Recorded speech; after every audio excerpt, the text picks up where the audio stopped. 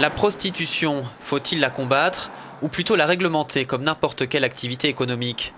En Europe, ils sont peu de pays à l'interdire sans pour autant pénaliser les clients. C'est le cas de la Finlande et de la Roumanie. C'est pourtant la demande qui est à l'origine du système, comme l'explique cette ancienne prostituée.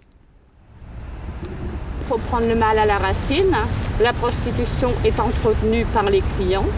Et le seul moyen de diminuer, parce qu'évidemment, va falloir que les mentalités changent, le seul moyen de stopper ça, c'est de punir la racine, le client.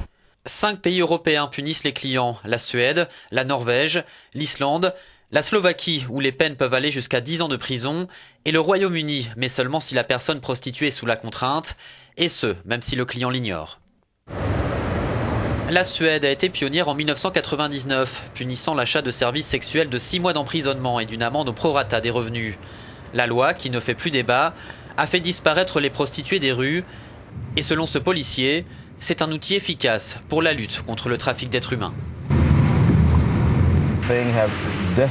Les choses ont assurément changé parce que tous les clients qui viennent ici savent qu'il y a un risque qu'il y ait des policiers quelque part. Bilan, près de 5000 hommes arrêtés, souvent verbalisés mais jamais mis en prison. Et la crainte que beaucoup de clients se soient tournés vers Internet où l'offre s'est considérablement développée.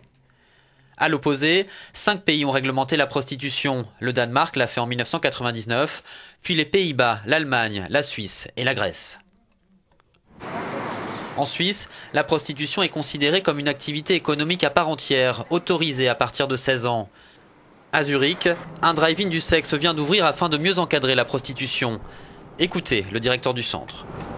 Le problème s'est amplifié ces dernières années, et en particulier lorsqu'on a vu des Roumaines se prostituer sous la contrainte. La situation se dégradait, il fallait qu'on trouve une solution.